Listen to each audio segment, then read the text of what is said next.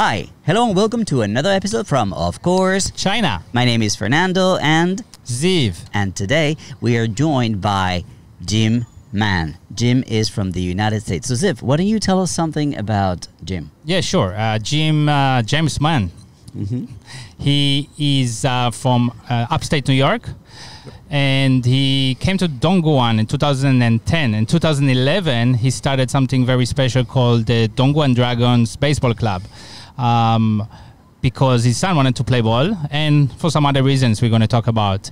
He also has a lot of history with baseball and other sports. And thank you for being here, Jim. Thank you guys for inviting me. I really appreciate it. All right. Jim, why don't you take us back to your growing up with baseball, and when did you start playing, and where did it take you? Well, my dad played ball, and we all, like every other American kid, started playing baseball when you're 5 in Little League. You play T-ball. But my brother and I started when we were 2, in the backyard, throwing, pitching, catching, fielding with my dad. So we were always a little more advanced than the other kids at 5 years old. We could hit a little bit better. We could throw a little bit better because he was working with us every day. Mm-hmm. How is like what exactly can you do when you are 2, and why other kids don't start at 2? Well, the Dragons, we start kids at 2. Right. We go 2 to 18 in age, and at 2 it's just getting used to the ball, getting used to putting on a glove, getting used and comfortable coming to the field. And then learning how to hold a bat, how to swing a bat like that. The attention span for a 2-year-old is really not as much as it could be. But if you get a little bit, then they're more comfortable when they're 3. They're more comfortable when they're 4. And then after, okay, so you started at 2 as a kid, and then you joined the Little League. Like what age? At 5 you have to be 5 years old in America to join Little League. And then you played up to my whole life. Your whole life. Yeah. Right. Yeah. So as you playing baseball as a kid in primary school, in middle school, everybody play or a lot? A lot. It's our national pastime in America, so a lot of kids play. And then up until about 12 or 13, and then kids start doing other things. Right. And some people continue to play on travel teams and free teams. But 12 or 13 is where the break point, I think, is in the States, where a lot of people stop playing. I noticed a lot of Americans that play sport. They play one sport. They play many sports. Right. Did you play other things? I played basketball up until high school. I wasn't good enough in high school. Those were the 2, baseball and basketball. We didn't play American football. We didn't play volleyball. It was baseball and basketball only, really. Do you recommend kids or parents to encourage kids to play more than one sport? God, yes, please. How do you do that? Which one you give more time to? Well, it's up to the kid. In my opinion, I tell parents, let them try all of them, and the ones that they like more, play more. Right. That's exactly what my father did. That's how I ended up playing baseball in Colombia. But yeah, it was a very short career. Right. So tell us a little bit more about your coming to Asia. When did that happen? Are we skipping a lot, or? Well, I came over to Asia in '89 to start with footwear, and while I was working for the Big N, and what was the story? There was a story there, right? Why did you actually get to come to Asia? I mean, because they needed people, and I was available, and we thought there was 5 of us. We thought we were interviewing for a job, and Dave Taylor, one of the original Nike guys, he just said, "You guys are going to Asia 2 weeks from now, and you're going here, you're going here, you're going here. Go downstairs and get your paperwork done and get out of here." And I had to go look on a map and see where Korea was. And then convince my mother that I was moving to Korea at 24 years old, and that was a tough sell. So that was '89. Yeah. Came to Korea to make shoes. To work as a quality inspector for Nike, production manager. Right, and then you did some sports there too. Well, we were doing things in Korea. We were playing up on the military base, softball a lot, that type of thing. But at Nike, every 2 or so years, you transfer to another country. So and that's a good thing. That means you're moving up the ranks, so it's okay. So you didn't stay there for too long? No, not the first time. I went back another time to Korea, though. Right. Yeah, that was to play ball. Right. So actually, that was second time you went back. Yeah. Yep. Okay. So, since we talk about coming to Asia, working for shoes, maybe we take a little detour and we ask more about that because we are sitting in a city that is known for shoes right now, Dongguan, South China. And although we are here to talk about baseball, shoes is something that I think a lot of our audience are interested in. So how was it to make shoes in Korea in the end of the 80s, the 90s? Well, the Koreans were the first ones to make the large amounts of shoes all around the world, and then the Taiwanese. And then when everything got costed out of there or the expenses got too high, we all knew we were coming to China at some point because the labor costs were lower and Dongwon ended up being the place. Mm-hmm. How was the so the cost of making shoes in Korea started to be too much? That's what happened. And then when it came to China? Well, the labor rates in Korea went higher after the 88 Olympics. Right. Because they went really from out of a third world type situation. Excuse me. And the labor rates in China were a lot cheaper back then. And how do you compare Koreans making shoes to Chinese making shoes now? Well, Koreans don't make shoes anymore. Yeah, but back then, in China now, they're compatible to each other now. Oh, okay. It took China about 20 years, which was faster than most other countries, but now they make them at the same level as the Taiwanese and the Koreans. Yeah. All right. So from Korea, the first stint, where did that take you? Thailand, Taiwan, Indonesia, and then back to Korea. Wow. So during all this years working in Asia, did you play ball in other countries? All those countries. Yeah. All of them? Yeah. To what extent? Mostly softball. And then in Indonesia, they were trying to start a pro league. So I played in their pro league for the 1 year. It didn't get off the ground past the 1 year. I played in Taiwan and in the minors, the low minors in Taiwan. Taiwan baseball is very, very good. And then when I got back to Korea the second time, I had a chance to play in the minor leagues there for 2 years. Which of these Asian countries best in baseball? Well, the Japanese are probably the best, but Korea's right behind them now, and Taiwan's not far behind that. Right. Those are the three big ones, yeah. So you were in Asia. I mean, you're in Asia since '89. You never went back. We went back in 2000. Okay. And then came back in 2010. Yeah. So why did you go back home? It was time to go home and work in the States for a little while and a little bit of a reality check. Yeah. Stateside. And then realized I wanted to come back. What did you do when you went back? Anything with baseball? Sure. I was playing independent ball there and working in shoe company. Okay, so baseball and shoes. Yes. All the time. It's always been baseball and shoes. Right. Okay. All right. You mentioned at the beginning that you started Dragons because your son wanted to play baseball, or you wanted your son to play baseball. I don't know which one was the correct sentence. At what age did he start, and did this happen in the States or? Yeah, he was born in America while we were in the States. He started playing at 2 years old. Okay. Same as me, and playing in the yard and everything else. And then he played 2 years of Little League in America, 5 and 6, and then we moved back overseas. And when we saw that there wasn't baseball, for a while he was going to Hong Kong every weekend because they have a very big baseball group there. Right. And so then the Dragons in 2011, we said, all right, let's try it. Let's try to put something together here. Uh-huh. And it's fashioned after the Xiamen Armadillos, which was a restaurant that sponsored the Xiamen team. They had a similar thing, a free Saturday group up in Xiamen area in Fujian. So when we came down here, I enlisted 2 friends of mine, one Taiwanese, John Lung, and one Korean, S.Y. Jung, to help me try to put together and start the Dragons. And October 15, 2011, the Dragons were born. Right here. Right on this ground. It wasn't a field. It was a soccer field. The owner of ISD, Horace Song, said, yeah, you can have it for free. Use it. And we got a couple coaches, and we sat around that morning and prayed that people showed up. And some did.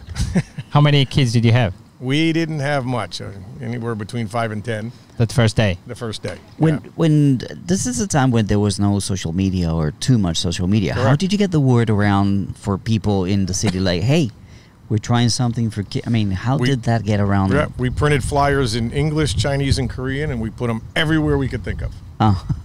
And then word of mouth. A lot of word of mouth. Went to QSI and handed out flyers. Went to TLC and handed out flyers. These are all international schools all in the schools, city. Right, Mm-hmm. right. And then a friend of mine went to a couple Chinese schools and handed out these flyers, and just said it's free. And that was a bit of a. So the idea of the Dongguan Dragons, like you said, it's a free program, right? It's a non-profit program. Right. Kids, parents don't pay anything. They don't pay anything. Right. How is that possible? In the beginning, China. with a bunch of guys who donated money for equipment. Right. Now the program's gotten so big, the companies donate product to us, which helps. Mm-hmm. And then we do a fundraiser once a year at One for the Road for the chili cook-off. It's been a bit of a struggle because the Chinese parents think if it's free, it must not be good. Right. And I'd rather pay you because then it might be good. And we have ex-pro players. We have a bunch of Taiwan guys who donate their time because all the coaches donate their time also on Saturdays. And it's guys who have played before, played college ball, played pro ball somewhere. They come and donate their time. And with the chili cook-off money that we raise and the donations from companies like Hutch and Easton and Rawlings, we can provide it for free. Right. So at first Chinese parents come here and they don't believe it's free. Then No, they not even the hat that I give them for free every time. then they don't ask believe how it's free. come it's free, right? Right. Maybe it's not good. Right. And then after a while they start getting it. I mean, the love for the sport you guys have, that's why you're doing it. They start to see the passion that the coaches have. I mean, we're out here from 7:30 to 3 o'clock every Saturday, and they wonder why, and they see the passion. And 2, 3, 4 times the boy or girl comes, and if they start to like it, they keep coming. And they also get free English. I mean, we do everything in English and Chinese. It wasn't supposed to be an English class, but why not? Right. And then they start to realize that this is pretty good. And the kid's getting exercise, and he's learning something else, and he's interacting with every country. I mean, we have people from everywhere on Saturdays. Why don't you take me through the journey of a kid that comes to the Dragons the first time? Okay. What is the first thing that you do, and what are the different steps that he will Right. take? The first thing we do is I kneel down and I shake hands with the boy or girl, Okay. and I give them a free hat, and I make them say their name in English. Uh-huh. And then we talk about gloves, sotao, Uh-huh. and how do they write in school? Then we decide show them how to put the glove on. And then the real basics, how to field the ball, how to throw a ball, how to swing a bat, how to catch it, not get hit in the head. And have fun and talk to the other kids and run bases and do some exercise and not just sit in front of a computer or a Game Boy or a iPad or something Yeah. like that. So they get comfortable, again, with foreign coaches, Mm-hmm. because with some of these kids, they really haven't had interaction with a foreign person more than, hi, I'm fine. Yeah. What's your name? What's your name?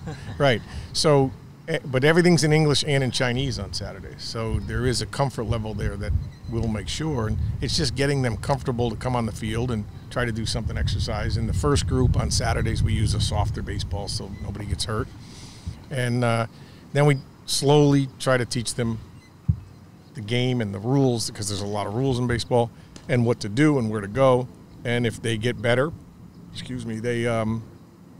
they get to go to the second level, the 12 and under, and then they're playing more games against each other, like intramural, inter-squad type games. When did they start holding a bat? Right away? Right away. Right away. Right away, yeah. So what's the success rate? Like, what's the percentage of these kids coming here first time and coming back the second time? Coming back, percentage rate is high. It's 80, 85%, yeah. Okay. But then, is there how long? Because what's the percent of kids that really go the long way? Well, we've had some go all the way through, from T-ball to intermediate to advanced to travel. Right. But that's a small amount. That's a small amount. That's a 5% or less, right? So that first day you had 5 to 10 kids here, right? 2011 October. Yes. How fast did it grow? Like, what did you have the next month? What did you have 6 months later? What do you remember that? Oh, without a doubt. Word of mouth spread very fast, and we were up to 30, 40 kids, and we plateaued there for a while. Okay. Then we moved at the beginning. in the beginning, yeah. Yeah, and we had to build backstops. We had to bring in equipment from Korea or Taiwan or hand carry from the States because it just wasn't available here. Right. And we moved to a field out in Chang'an, a softball field that they donated for us, and that brought it up to about 60 or 70 kids. Okay. And then there was a school here in Dongguan that a girl and a boy both came to the Dragons and really liked it, and then told her school, and then all of a sudden it started jumping. 2015, 2016, yeah, Chinese school. Right. And they told another Chinese school, like that. Right. And 2016, 17, we're up, and now we're up over 300 kids. So there also was some media coverage, right, from other medias, from Chinese media. Yeah, well, you guys, From the Here magazine. you guys were the first. But I mean, Yeah, over the years, radio, Dongguan Daily came, a Dongguan radio station came out. And honestly, they were shocked it was free also. yeah. But yeah, and we were in a Dongguan newspaper a couple of times.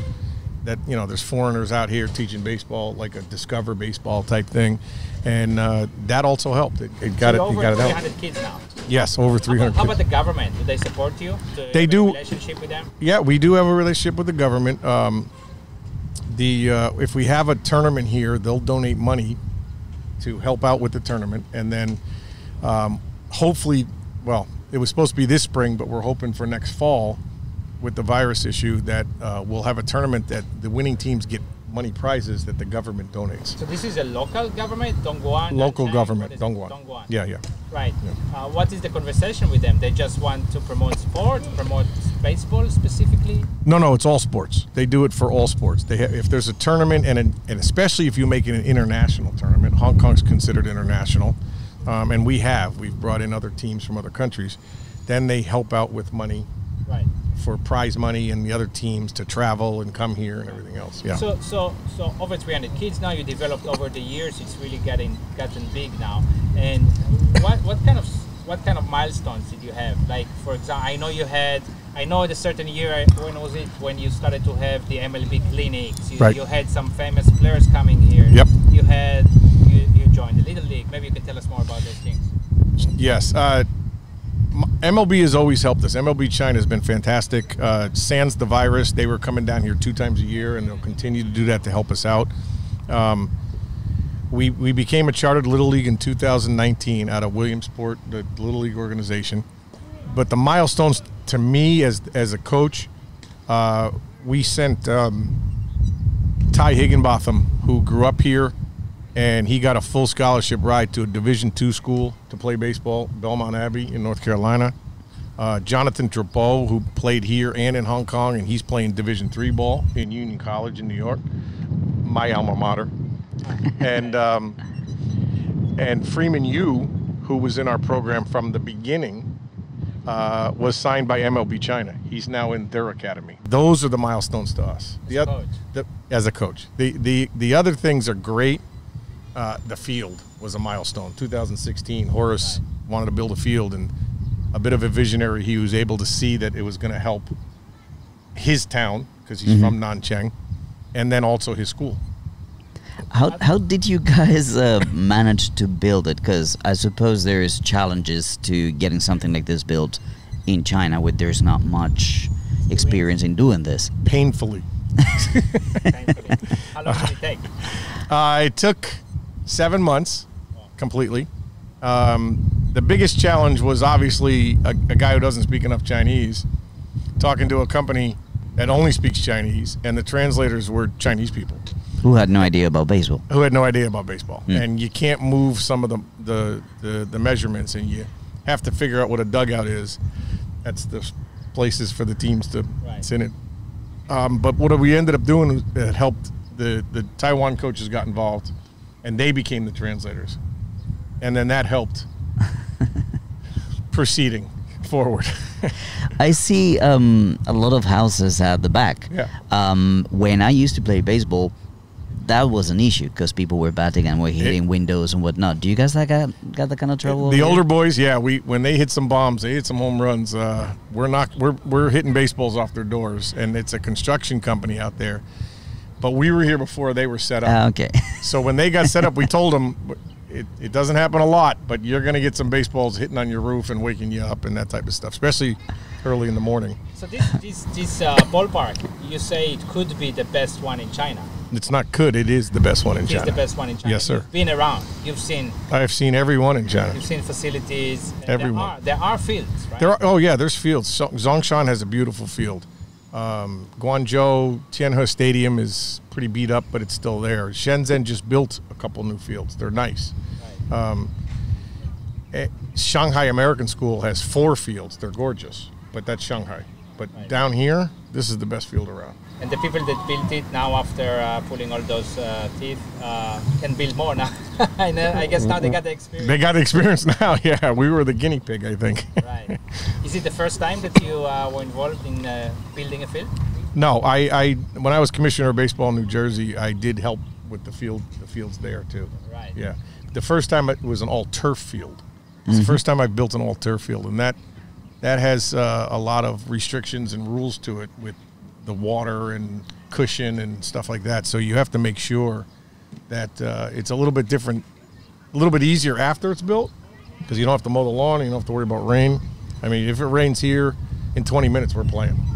Okay. Yeah, because it drains very well. Right. And then we also have a lot of the softball teams come and rent the field. Because there is a lot of Taiwanese. Right, Taiwanese groups that rent it. And then we've also rented it a couple times so just people want to come use the field and play around and stuff like that. But Hong Kong teams come in the summertime. They rent it for 2 weeks and do their camps here. Oh, wow. Yeah, Ho Man Tin Baseball Group does.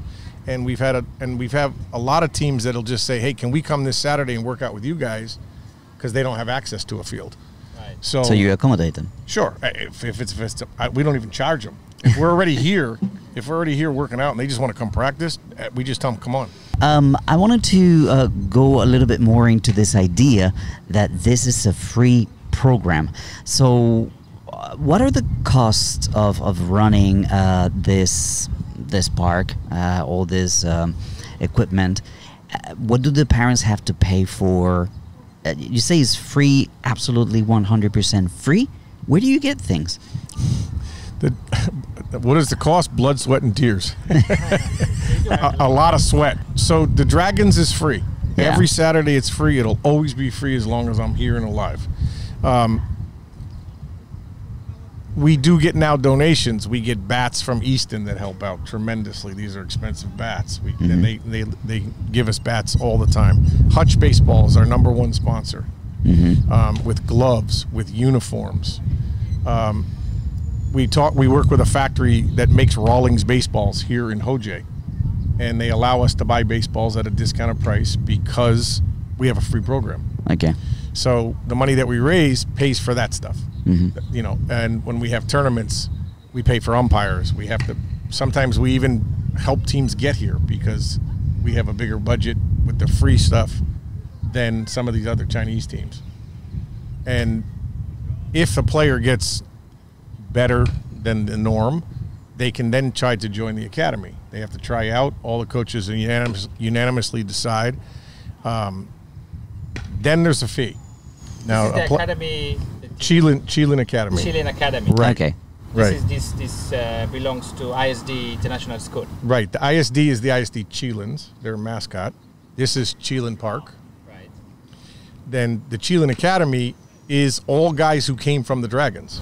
Okay. But can come from other places too. But they can come from other places too. Same as the Dragons, right? We have academy players that are not at ISD.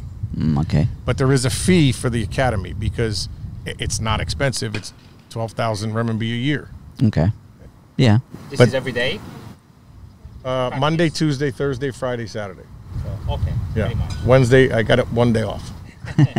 Yeah. Or I'd be divorced. The academy players are the ones that travel to international tournaments. Okay. That get scouted, that get looked at for colleges, that type of thing. That's not going to come out of the Dragons. Except Tyrex.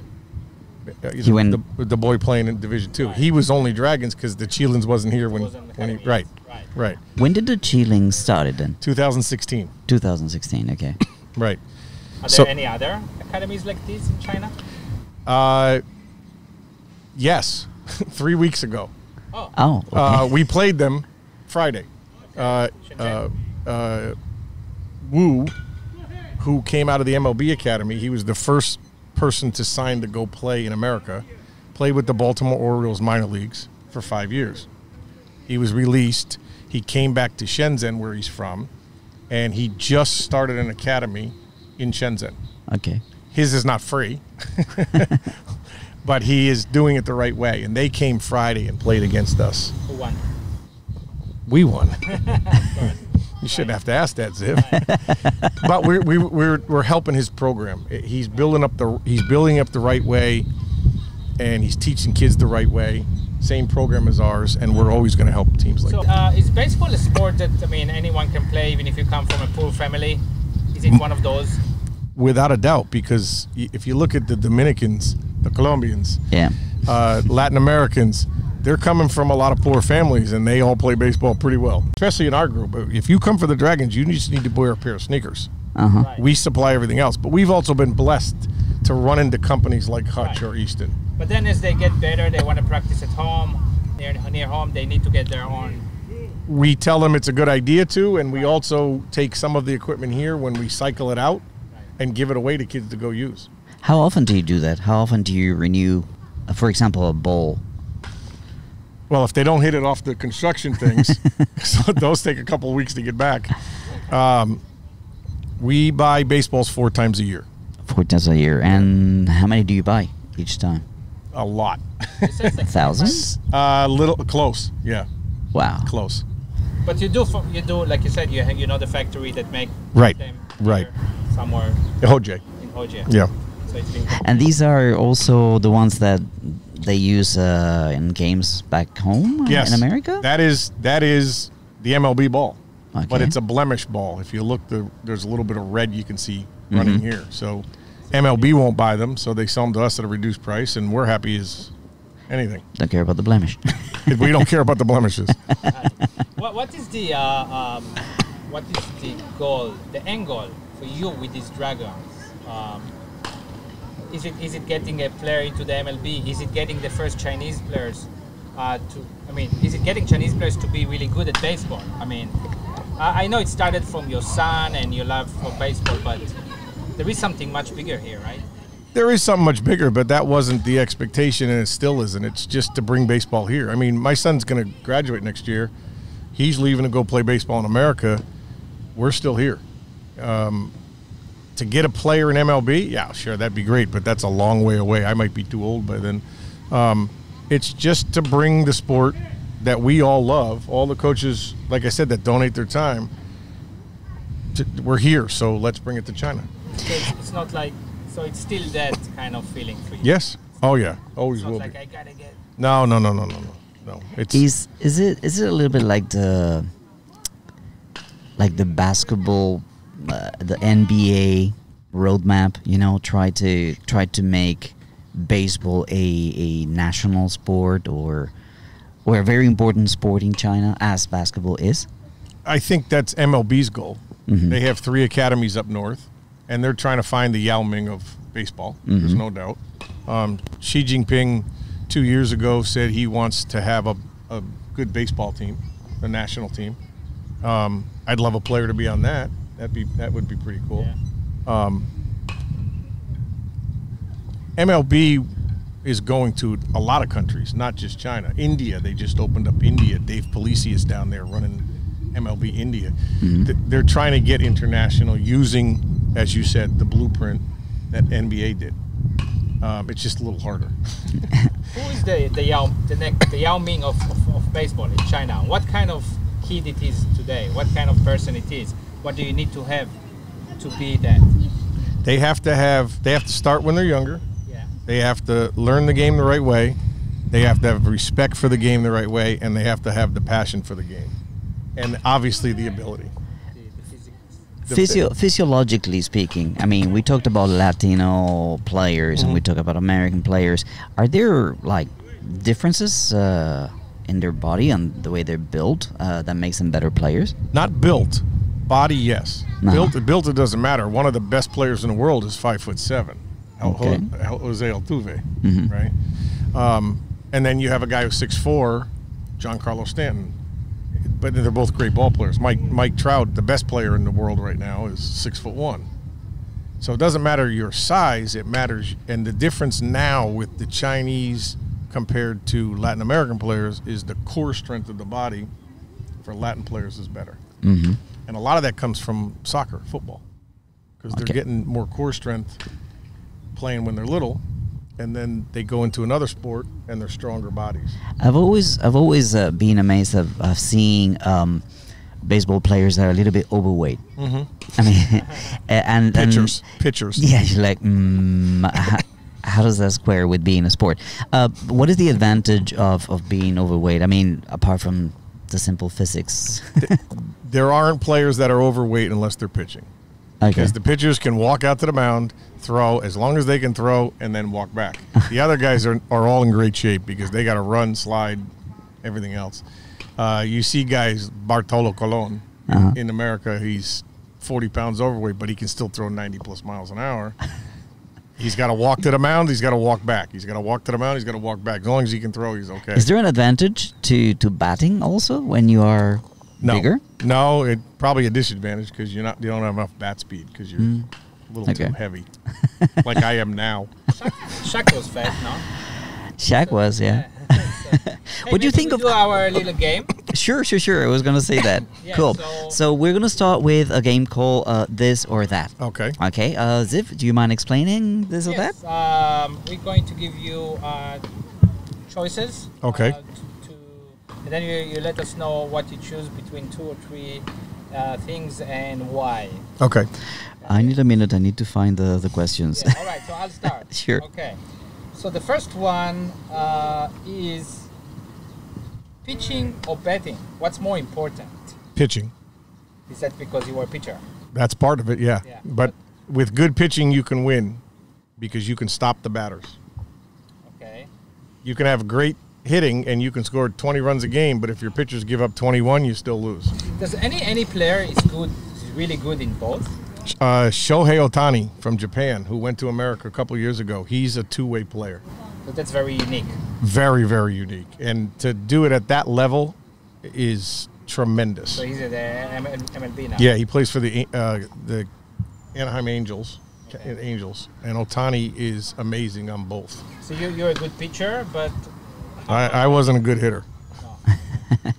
All right. My next question, knowing that you come from the East Coast, Yankees or Mets? I grew up a Mets fan. It's the cross I bear. My whole family are Yankee fans. I followed my cousin. My mother got to all my kids. They're all Yankee fans. What's your son? They're all my kids are Yankee fans. Everybody. Yeah, my mother got to all of them when they were little and told them you have to be Yankee fans. So when there is a game on TV, you're by yourself there, cheering for your team? I cheer for my team and I cheer against my kids, yeah. All right. When the Mets play the Yankees. All right, the next question is, what's better? What do you prefer, playing or coaching? Oh, I would always love to play forever, but there gets to a point where you can't play at a decent level anymore. We have the USA versus rest of the world yesterday in softball, and we play softball, and we have a Dragons Masters team. Which you can start thinking about. Yeah. We have the Dragons Masters where we play 2 or 3 games a year, but you That's get about to enough. Yeah, exactly. You get to a certain point where that's enough, exactly. And your passion starts to change when you can't play good anymore. And I don't mean you can still play good, but you can't play at a high enough level. I love coaching. But still, like, okay, you are 50-something, right? 56. 56, yes. Right? Do you pitch better than any of these kids, than your son? Some of the kids, yes. My son, I'll tell him I pitch better than him, but no, I don't pitch better than him now. God, no. Right. So there is a point where coaching Yes. is the thing. Yeah. All right. Next question for me, Babe Ruth or Jackie Robinson? Jackie Robinson, because he was a 5-tool player. So Babe Ruth could hit home runs, and he pitched, but he couldn't run, he couldn't steal, he couldn't throw that well. Jackie Robinson could do all that. Mm-hmm. Jackie Robinson, really because he was such a good player, or it was more the significance of him being black and all of that? Well, he became famous because of that, but he was a phenomenal. I mean, he's in the Hall of Fame as a player, not as the first black guy. Just because of the color. Right. Who makes or made shoes better, Korea or China? If you have to say it, you have to Korea. choose one. Korea. Korea. Yeah. What's the reason for Attention to detail. Okay, I understand. Attention to detail. Okay. All right. And when it comes to shoes, which brands do you prefer? Do you think are better? New Balance, Adidas, Nike? For anything or for baseball? For baseball. For baseball. New Balance has great shoes for baseball. Hutch. They have This shoes. is not a sponsor video. Sponsor for him. Sponsor for him. Yeah. Also because I'm helping them with their shoes. Ah, okay. So I'm not that dumb. Nike shoes are okay. The ones that players wear are not the ones you can buy in the store, obviously. But right now, New Balance and Mizuno are probably the two best baseball shoes out there. Kind of like a follow-up question. What makes a good baseball shoe? Yeah, that's what I want. Fit. The The fit. fit of the shoe, yeah. And what you're going to do in it. A basketball shoe is more vertical and a little side to side. A running shoe is all straight ahead. A baseball shoe has to be wider in the forefoot, narrower in the heel because there's so much twisting and turning. And New Balance and Mizuno have the best ones out there. They have lasts that they've used for many, many years that the fit is always going to be the same, and that's key.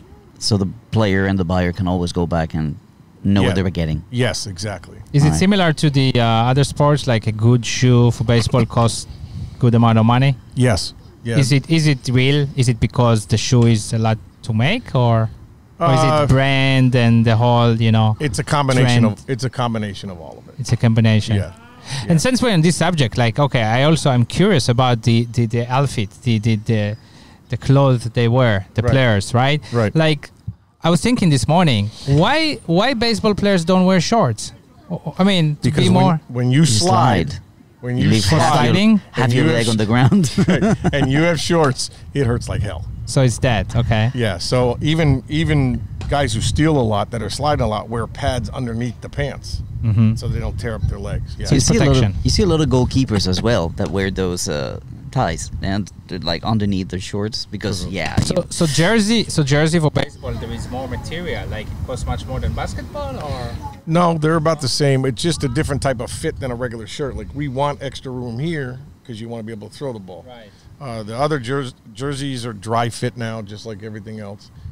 We wear a hat, one for the sun, two for the sweat. Is it the same as 50 years ago? Oh, no, they used to wear flannel 50 years ago. All right. So then the next question I have is, what's more important for you? Maybe it's different now than before, winning or fun?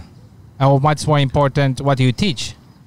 We teach fun and winning, but there's a certain point where the winning starts. So we use our dragons for an example. In the T-ball, same in America, same in any country. Usually the games are 25-25, and the kids are out there to have fun. And everybody gets high fives and everything else. When you start getting up 11, 12, 13 and start to be more competitive, we want you to have fun, but you're also there to win. Right. Because you have to learn that teamwork, winning and how to lose. Learn how to lose and win. So it's a balance. Yes. And it's like today there is a lot of debate, right, about these participation trophies, right? That in the US, I think people talk about it a lot, for and against. I guess you're against. I am very against participation trophies. Yeah. Very not- against. There was a documentary from Australia about, I forgot the name, but it's about this obsession that certain parents have with their kids to become professional Yes. and the amount of pressure that they put on their kids and whatnot. I guess there's got to be some balance between, like you were talking about yesterday and your son. Yeah. Yeah. You guys were winning Yes. in the game and he wanted to win by way, way, way more. Yeah, he doesn't have an off button. But I also don't teach that. That has to be brought upon by the child, by the player, sorry. Yeah, there's a big issue, not just Australia. In America, it's huge. When I was teaching in America, everybody thought their kid's the next Derek Jeter. Everybody thought their kid's going to be the next pro player. And there's a certain point when they're 15 or 16 that you literally, as the coach, have to say, look, It ain't going to happen. it's not happening. And, you know, I've had parents start screaming at me, my son's the, okay, whatever, but it's not happening. I guess it's hard. Like, I remember when I was 15, 16, I was like, I wanted to be NBA player before. But then I realized, okay, it's not going to happen. I realized by myself, but maybe I wasn't that good, right? Maybe when many kids are really, really good, right, then it's something like that. When parents think, no, but he's so good. Right. The difference is but not marginal. good enough. The difference becomes marginal. Right. Right.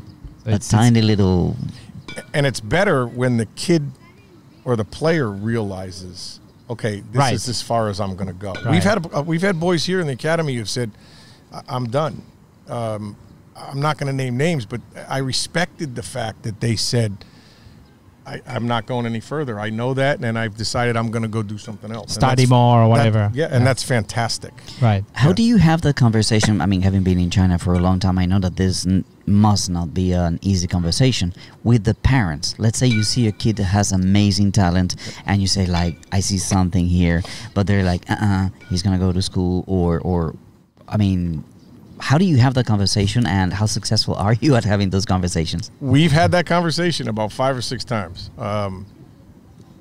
3 or 4 of them have been successful, and a couple haven't been, where the parents just said, no, he's going to go to school. And we try to explain to him over a short period of time, your son can travel the world. I mean, he has that type of ability. Mm-hmm. He could play for the China national team in the future when he gets older. He can do these things, and baseball will help pay for it. And you don't say he doesn't need to study, right? No. It's just not enough for them. We focus on students first. Right. That's very, very important. If these guys in the academy are not doing their schoolwork, they're not allowed to practice. They have to do schoolwork here on the bench. And when they're done with homework. Right. But what we're talking about is the Chinese kids. They cannot even come to play at 3. They're still studying at 3, probably until 8, homework and everything. Correct. And you can't go far only on Saturday mornings. Right. It's hard. So that's the thing. Right. And in China, it's a big issue with I guess with many kinds of sports. So what do you tell them? Like how you've been successful? Like were they receptive to? We tell them, and it's not that many. We tell them that their son or daughter is that good ability, and that it's called the ceiling. So what we think their ceiling could be. It could be way up here or way down here. Right. And if their ceiling's high, why don't you use this to help the studying to do a combination? And some of them have accepted that, and some of them have not. How much is the child a part of that conversation? For the first part of the conversation, they're not. For the second part, they are. For the first part, we just talk to the parents. Everything's translated with the other coaches to make sure that even if they say they understand English, we make sure. And then we also tell them, and that's why it's 2 or 3 parts, because we say, go back, talk to your son or daughter, and then let's talk again, and then we talk with the player there. And I guess the conversation is so much easier if it's a foreigner. It's like, it's much easier. Or the Chinese, no gao kao. Yeah. Okay, I have another question for this, because we'll go this rabbit hole. Right. Okay, next question. What do you think is more important, hitting home runs or striking players out? It depends on if it's my hitter or my pitcher. They're both important. I mean, home runs is what people get excited about when the fans go there, everything else. Me, I love to go and watch two guys pitching a no-hitter. That would be more exciting. But the normal fan wants to see a lot of runs and a lot of home runs. Mm-hmm. So it's a 50-50. And the league has helped getting more home runs to get the crowd more satisfied, like with rules and stuff like that? Well, not with rule. It's my opinion only. This is not. I mean, I think that they make the ball, they stitch it tighter, and then the ball's going to go farther. Right. So they stitch it a little looser, and the ball doesn't go as far. There was no rules to help it? Like, basketball became faster, the less seconds per offense? No. I think it's after the lockout in '94 and the PED issue, after right before McGuire and Sosa, you want fans in the seats. You throw balls in the stands as a gift, and you watch guys hit bombs, and that's exciting. Yeah. All right, I got one more. I think it's the last one, Fernando. Yeah. All right. So, what would be better for a player, or what would you prefer, being like the last player on the team in the major, or the best one, the star in the minor leagues? Last guy in the majors. It's such a small amount of people that get to the big leagues. And if you're there, you've reached the pinnacle. Right. And it doesn't matter if you're number 1 or number 40, you're there. All right. Good. So, well, that was this or that. Let's continue our talk with Jim. All right, Jim. So, on the topic of talking to parents about the future and the possibilities that their kids have, you mentioned when we were doing the preparation about a small kid that you've got over here. What's his name? James Chow. And he's how old? He's about to turn 8. So you tell us that we will watch him on TV for sure. Yes. What gives you that certainty? What gives you that confidence to say something as certain as that? Well, we see the natural athletic ability first to do any sport, not just baseball. But we also see the passion in kids' eyes on what they want to do, and this boy wants to play ball. And then one of the things that we start teaching kids, usually around 10 and older, is, and in James's case, he's getting it now, is that we have 3 hours a day, 4 days a week, and we have more on Saturday. But to be a better ball player, you have to do other things on your own. We don't enforce that. That's up to the player. We show them what they need to do. Such as? Instead of just playing pitch and catch, you have to practice short hops. You have to practice backhand fielding balls. All these little things that's hard to get into every single practice. You have to do your agility drills. You have to do your bands for stretching. And we tell them this is what you should do, and then it's up to them to do it. James does all of them. So the mental part is already there. And he grew up since he was born playing ball. That's what he likes doing. He's going to be a hell of a ball player. And his dad plays with him and helps to do that. Yeah, so I his guess dad's physics, one of the coaches here. Yeah. So physics is one thing, and then even better it's if he's into it, the kid, and then your parents are into it and do it with you. So it's like a few layers. Right. That but if you have a few of them together. Right, but those two have to switch, though. It's the physical part, and then it's the parents who are supportive. Right. And then it's if the child itself or the player wants to get better. Right. And if they want to get better, we give them all the opportunities and information, but there's only so much we can do before it gets dark or before we all get tired. And then if they do the extra work, they're going to become a better ball player. From you have 300 kids in the Dragons. You have how many in Chile in the academy? 28. 28. From all of these kids, I mean, how many of them you would say the same thing? You'd watch them on TV one day. On 3. Wow. And this boy is not even 8, and he's one of them. He's one of them. In fact, Friday, 3 days ago, against Shenzhen, in a 12 and under game, he hit his first home run. Home run? Against 12-year-olds. Wow. How much does he understand that? 100%. That he is that good? No, he understands it. We had a newspaper come here. Okay. And I wanted to interview some of the players, and he understands he's that good. He knows that because he's playing with 12-year-olds. So he obviously is. He's the size of the kids. Right. He's that big. But one of the things that we're also starting to teach him, and it's a little deja vu for me because I had to do this 8 years ago with my own son. Mm-hmm. You're better than the average 8-year-old. You're also hanging out with 11 and 12 and 13-year-olds all day. But when people come up to you, you have to accept the fact that they want to talk to you for an interview or they want to shake your hand. So we also teach that part of it. To be humble, Humble's the number one. Integrity, respect.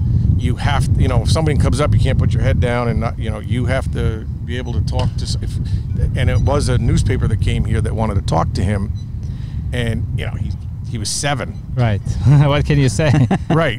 But I said beforehand. I said, look, this is part of the being good.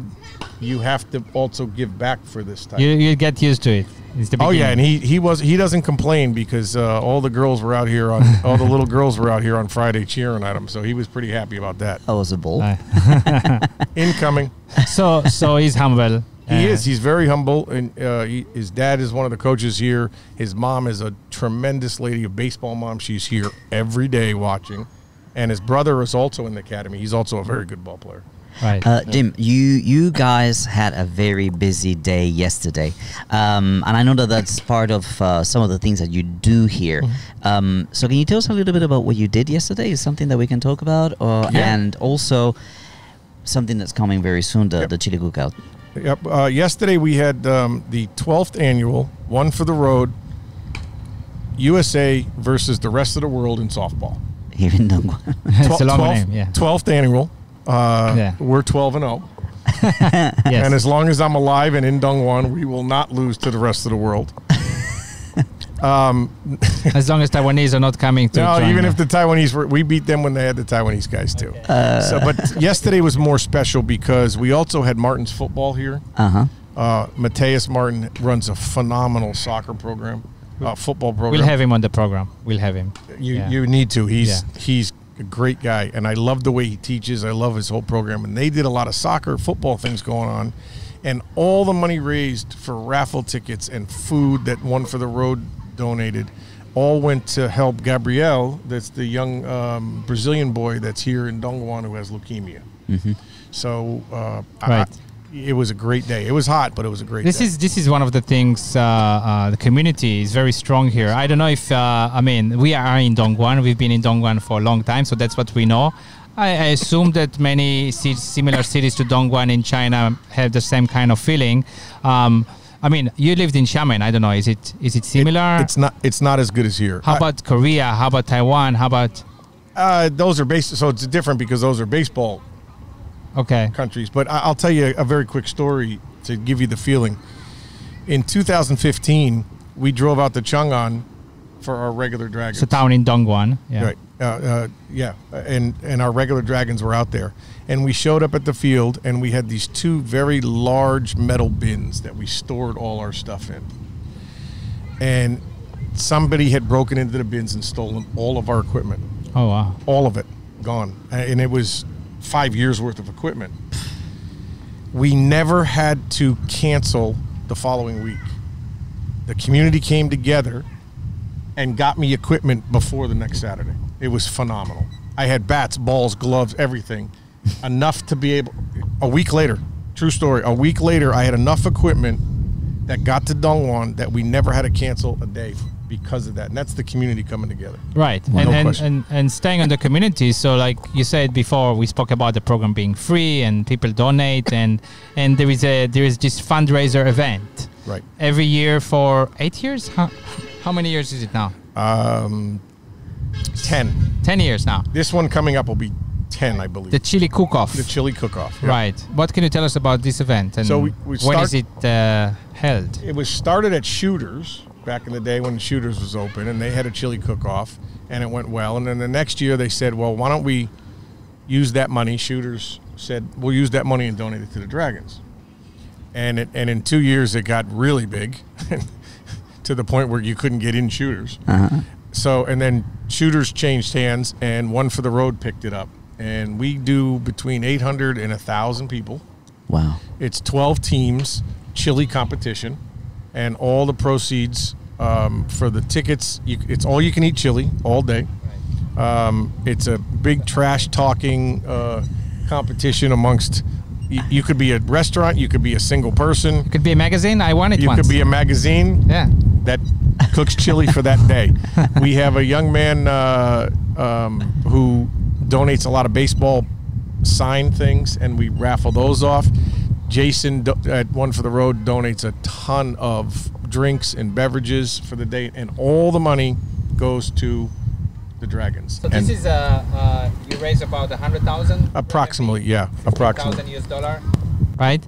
And this is usually most of the cash you need for the year. Right. Whatever we get there, that's the budget we use. Right. Yeah. Do you do any other events, or this is the one? No, only one. One fundraiser, and then with help from sponsors. Yeah. And people give you money.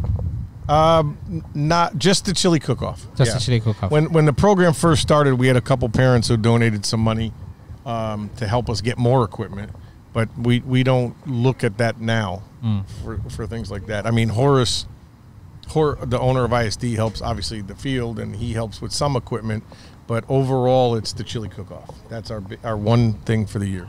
Now, I also wanted to talk about something that Ziv found out going through your social media, you know, kind of media person that he is. Oh, I don't know if he went through social media because think I don't have social media. No? I have WeChat. That's it. I don't do anything else. I So- googled him. Yeah. Actually, before you say that, I forgot to tell you, there is a more famous ball player, Yes. G-Man. There's also another Right, Jim who's Man. that? Because that's who I found first. Yep. So there's another Jim Man, and he played in the big leagues Right. for the Yankees and the Red Sox. He also did a camp one year, and my son went to the camp, who's also James Mann. So that was very interesting. Yeah, he made it. He made it to the big leagues for 6 or 7 years. Yeah, he's a great guy. So you know him, Yeah, we've met. Yeah, we've Jim met. Mans. Yep. All right, so you Googled Jim Mann, and what did you find out of? So I was looking, I was thinking I find baseball stuff. I found the first G-Man. I thought that's him. I saw the picture. That's not him. Not him. I'm more handsome. And then I found some excerpt from a book or from something, and there was I think in your own words even, telling a story about race walking. Race walking. I kept reading. I was like, okay, it sounds like this G-Man. So you did race walking. There was an interesting story of how you started. Right. What was Right. it? So we were freshmen in high school, and the baseball coach was the cross country coach. So he made us all run cross country. Did okay with it, and then indoor track. He made us do indoor track because if you wanted to play baseball, he was also the track coach. And we were making fun of the race walker one day, who ironically was named Chuck Walker. Chuck Walker. No joke. Okay. And he's very good. And we were making fun of him, and that didn't go over too well with the coach. So he made the three of us do the race walk in the next meet. And I did pretty well. And a bit of a shock to everyone. It was not something I ever thought I would try. And then he asked me for the next meet, do one more, please, so we can get points for the school. And I did it, and I won. And then all of a sudden I said, well, I guess I'm a race walker. Right. He handed me a big trophy and get my picture in the paper, and I'm a race walker. So. Was it they had to convince you, or you were like, okay, I'm good at that? On at this? the second race, he didn't have to convince me after that because I realized I set a state record as a freshman, so I realized I must have been pretty good at this. But did you enjoy it, or it was like, oh, I'm that good, I need to go on with this? No, I enjoyed it. I enjoyed loved it. Yeah, the track and field thing and the race walking, I realized I was pretty good at it, and not many people do it, and I was able to, and it paid for college and sent me all over the world. And So this was from the freshman year in high school, like 1980, something like that? 82, yeah. Yeah. I'm not that old, Ziv.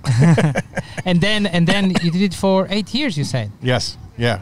Through high school, through college. 8 years I was on the national team. I did it for high school, college, and then Okay. after college.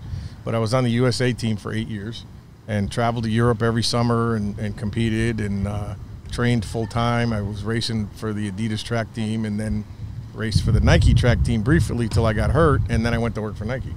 Right. Yeah. So how is it different, race walking, than baseball, for example? How is it? Race walking, you're all by yourself all the time. You got to do 10 miles in the morning or 6 miles in the morning and 10 in the afternoon, and you're by yourself.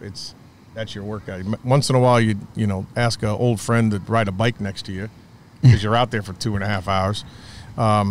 So it's a lot of self-training type stuff. So you're doing the race walking thing for 10 miles in the morning by yourself from your home or on the Or track? school. No, I would go on the road. The track is tough. Did anyone laugh at you? All like the you time. did? All the time. I Yeah. laughed at myself, but in Albany, New York, it got to a point where I was in the paper so much that they were like, "Oh, I know that." They stopped laughing. In the beginning they were throwing shit at me, and now they got to the point where, like, we know that guy. He's in the newspaper. It's okay. So you All the say that you probably walk faster than I run.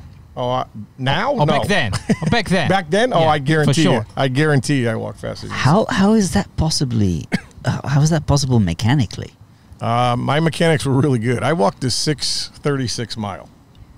Whoa. Yeah. Hey, I have a question in terms of training for athletes or people like runners and things like that. Yeah. How do you feel about running with while listening to music? Or Just a walking? Oh, yeah. Or walking. Like, because you right. said you were out there for 2 hours, right, walking, and it got boring.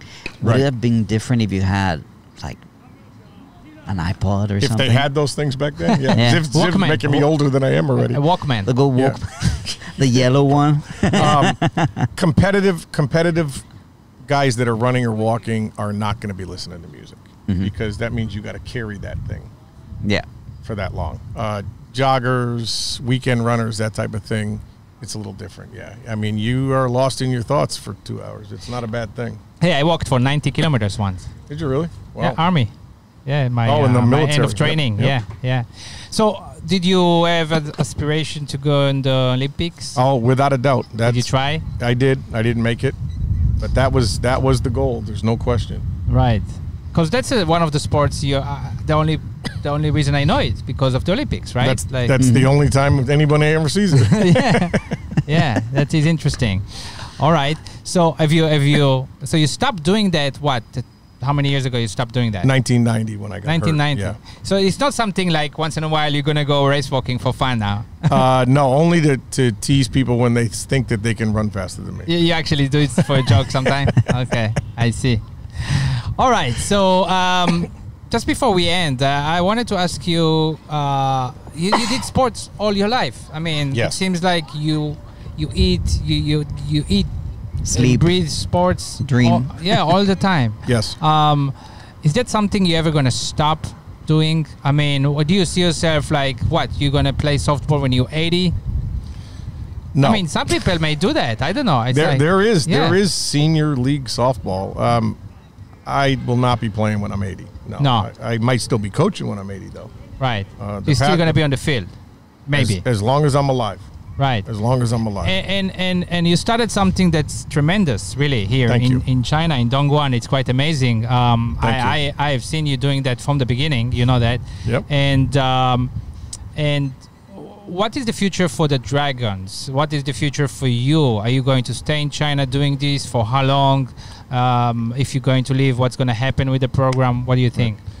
I don't plan on going anywhere right now. My son graduates next year. He's in senior year, and then he'll be playing ball in the States somewhere. My daughter is turning 11. This is her birth month. We don't have birthday parties. She has a birth month. Yeah. She's still here. So there's really no reason to leave. I'm doing what I love doing. When that time comes, we have some coaches that we've had this conversation, 10 years from now, 5 years from now, 20 years from now. I have a couple coaches now that plan on being here for a long time. So Right.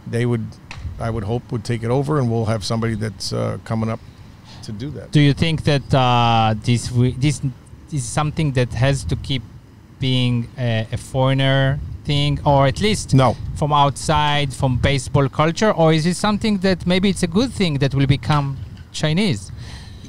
It doesn't have to be a foreigner. No, it has to be somebody that has passion and knows how to teach the sport. It doesn't matter where they're from. It doesn't matter where they're from. I was quite interested in something that you said in preparation about what Xi Jinping said when he Yeah. talked about baseball. Yeah. He said that he wanted China to be a powerhouse of baseball in 2050. Right. What does that mean for programs like yours, and how does that make you feel hearing this from, the president of China? Well, he was a politician that said something smart. I mean, kudos to Xi Jinping. He didn't say, "Oh, I want a powerhouse in 2025." That wouldn't happen, Okay. right? Because they're 10 plus years away from getting better and good. MLB here is helping tremendously, and programs like Wu's and ours and some other ones are helping. 2050 is a fair assessment for them to become a powerhouse. And that helps us because we had kids that come in and their parents had showed them what Xi Jinping said, and there's baseball in Dongguan, and let's go try it out, and that's okay. But did it surprise you? I mean, why baseball? Is there a reason why baseball? Like, Well, why not tennis? Yeah. Maybe did he ever say anything about football? I mean, No, he did. He said the focus was on more team sports for Chinese. right. Right. So they're very good in badminton. And you can say it's 2-on-2. That really doesn't matter. Right. Team sports, they're really not that good at. I mean, basketball, okay, they're okay. Not you've that had good. a couple guys, Yeah. right? But soccer, they're trying to build up the soccer, but that's hasn't gone, I think, as well as everyone thought it was going to go. And he picked a couple of sports, and one of them was baseball. Shocked to me, shocked to all the baseball guys here. But it's not a bad thing because it helped bring more kids out. Do they play it in schools now because he said it? Yeah, Or they're starting to. Excuse me. The World Baseball and Softball Association 2 years ago donated to any school that wanted it the soft squishy ball and the foam bat. And China was one of the countries chosen. Any school requested it, they got one so that they could teach it in their PE classes and gym classes.